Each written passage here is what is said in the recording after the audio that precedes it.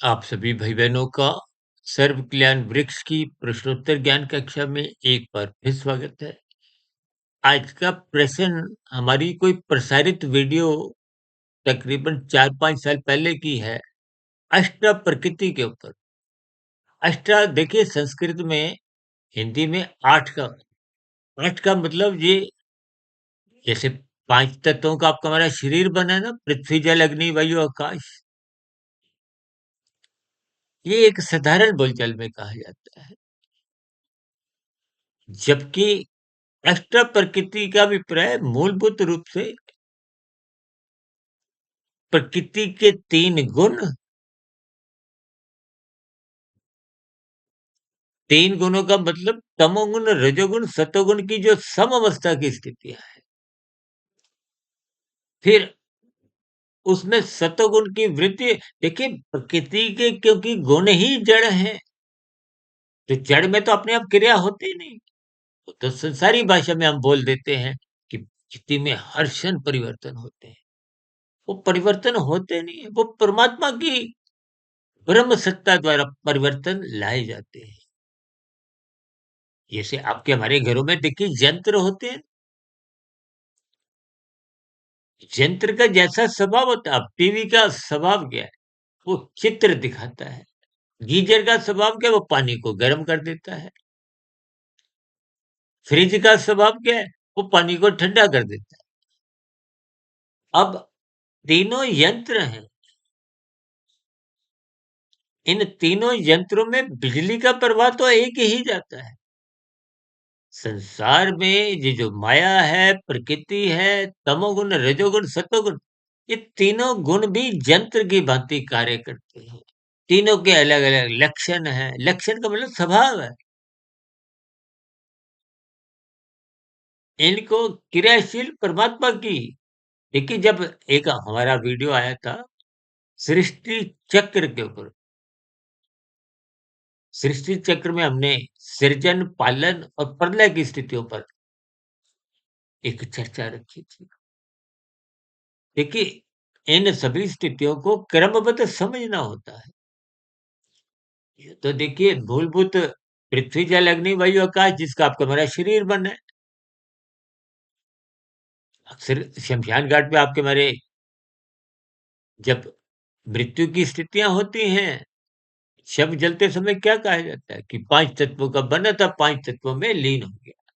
3 तत्व मन, बुद्धि, अहंकार की स्थितियाँ हैं। मन, बुद्धि सूक्ष्म शरीर का हिस्सा है और अहंकार कारण शरीर का। देखिए ये सभी स्थितियाँ क्रमबद्ध समझनी होती। ये जो हमने अभी कहा ना महत्त्व,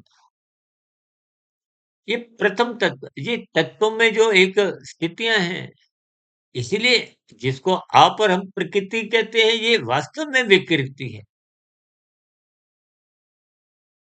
विकृति का अभिप्राय एक दोष से भी लिया जाता है, एक परिणाम से भी लिया जाता है। देखिए शब्दों की अलग-अलग स्थितियाँ होती हैं, यानी कि मूलभूत रूप से आपको मैं अष्ट प्रकृति की जो वो वीडियो है, उसको क्रमबद्ध समझना चाहिए। या साधारण बोलचाल में आप यूँ समझिए कि पृथ्वी, जल, अग्नि, वायु, आकाश और मन, बुद्धि, अहंकार, इसको आप साधारण शब्दों में समझ सकते हो। देखिए, पृथ्वी तो एक अंतिम घटक है, 24वाँ तत्व है। ये ब्रह्मांड 24 तत्व हैं, 23 तत्व नित्य हैं। मूल गुण 24वाँ वो आधार, तमोगुण, रजोगुण, सतोगुण है।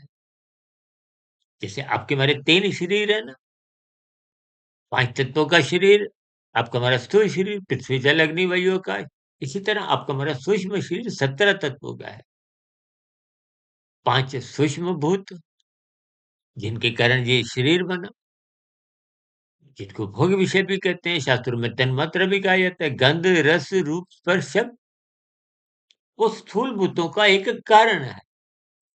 5 ज्ञानेंद्रियाँ, 5 कर्मेंद्रियाँ, जो स्थूल शरीर के स्तर पर है, उनकी सूक्ष्म शक्ति, ये हो गए 15।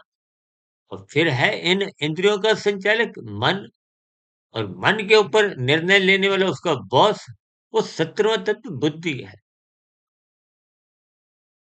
और इस संसार को जब आप कर्ता भाव से अहंकार युक्त होकर ये मैंने किया, जो आप सकाम भाव से कर्म करते हो फल पाने के लिए, तो उसका कर्मशय बनता है। वो अहंकार तत्व है। अहंकार का अभिप्राय यहाँ कर्ता भाव से है। इन स्थितियों को ही आप साधारण बोलचाल में अष्ट प्रकृति मानिए। देखिए बात जितनी जितनी समझ में आ जाए, जितनी भीतर में पहुंच जाए, फिर जैसे जैसे का ज्ञान का स्तर आगे बढ़ता है, फिर सूक्ष्म स्थितियां और समझ में आने लगती है।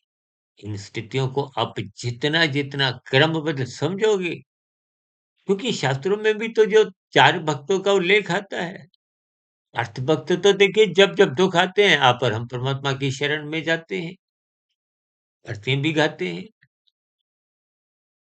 जब आप संसार को भोगने के लिए, वो अर्थार्थी भक्त है, धन चाहता है और भी विभिन्न प्रकार के सुख सुविधा के साधन पदार्थ जो भी,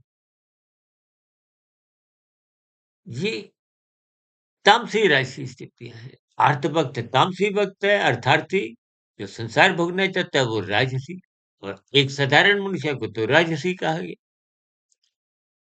तीसरा है जिज्ञासु। जब आपके भीतर में एक तीव्र इच्छा जगती है कि ये 84 लाख योनियाँ क्या हैं, ये ब्रह्म मुहूर्त क्या है, ये दिन-रात की स्थितियाँ और भी देखिए जन्म-मरण की स्थितियाँ। विभिन्न प्रश्न जब जिज्ञासावश मन में उठने लगते हैं, तो फिर ऐसी स्थिति में संसार से थोड़ा-थोड़ा वैराग्य जगने लगता है। परमात्मा में रुचि बढ़ने लगती है।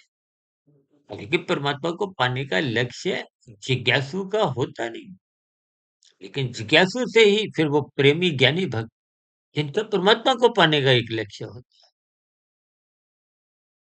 यानी कि जब साधना, या यूँ समझिए कि अर्थार्थी भक्त राजसी है, अर्थ अर्थ भक्त तामसी है और जिज्ञासु एक सात्विक है। जब वो परमात्मा के मार्ग पर एक साधक बन जाता है, साधना करनी आरंभ कर देता है, कर्म योग, ज्ञान योग, भक्ति। लेकिन योग का मतलब ही क्या है? जब आप संसार से, देखिए कर्म फल सिद्धांत, अब कर्म के साथ फल है तो सकामता है, सकामता है तो संसार है, प्रकृति है, कर्म फल सिद्धांत है। यानी कि कर्म के बाद फल की इच्छा है, मिलेगा सिद्धांत है, किंतु परंतु की कुछ गुंजाइश नहीं है। और यही स्थितियां भगवान श्री कृष्ण जी ने कर्म योग, ज्ञान योग, भक्ति योग, तीन साधना के मार्ग बताए। अब कर्म के साथ कर्म तो है, फल शब्द हट गया, वहां क्या आ गया? योग। योग किसका है? जब आत्मा और परमात्मा की एक सुमुखता बनती है, आत्मा का परमात्मा को पाने का एक लक्ष्य बन जाता है। कर्म योग आरंभिक स्थिति है, फिर ज्ञान योग, फिर भक्ति योग। ये तो अपने आप में ही योग है। या यूं को कि भक्ति योग, महायोग। देखिए स्थितियां क्रमबद्ध समझते जाइए। स्थितियों पर आप भी विचार करें, उस अष्ट प्रकृति के वीडियो को भी सुने, या जहां तक आपका मन इन सब स्थितियों को सूक्ष्म स्तर पर समझना चाहता है, क्योंकि आज संसारी मनुष्य तो देखिए पृथ्वी रूपी पदार्थों को ही इकट्ठा करता है। और पृथ्वी के, ये तो अंतिम घटक है। अब दो देशों में जो वर्चस्व सत्ता की लड़ाई है, वो भी तो पृथ्वी तत्व है। वहां पर हम अपने अपने घरों में कहीं ना कहीं कुछ भूमि विवाद और भी देखिए विभिन्न प्रकार की, जब आप एक विशेष स्तर पर, आजकल देखिए प्रॉपर्टी का लोग, प्रॉपर्टी भी तो जमीन की स्थिति है। इनके संकेत समझे, ये प्रकृति का अंतिम घटक है। परमात्मा सर्वोच्च सत्ता है, परमात्मा आनंद स्वरूप सत्ता है। आनंद चाहना है तो परमात्मा को ही को एक सम्मुखता बनानी हो। सम्मुखता का मतलब केवल इतना ही है कि आपको ज्ञान स्वरूप, जिसको शास्त्रों में क्या है, आत्मस्थ स्थिति, अपना अज्ञानता हटानी है, ज्ञान में स्थिति में लौटना है, तो परमात्मा के आनंद की अपने आप ही झलकें मिलती हैं, माँगनी नहीं पड़ती। क्यों को? तर्कपूर्वक चिंतन करें, सत्संग करें, ब्रह्म मुहूर्त में उठें।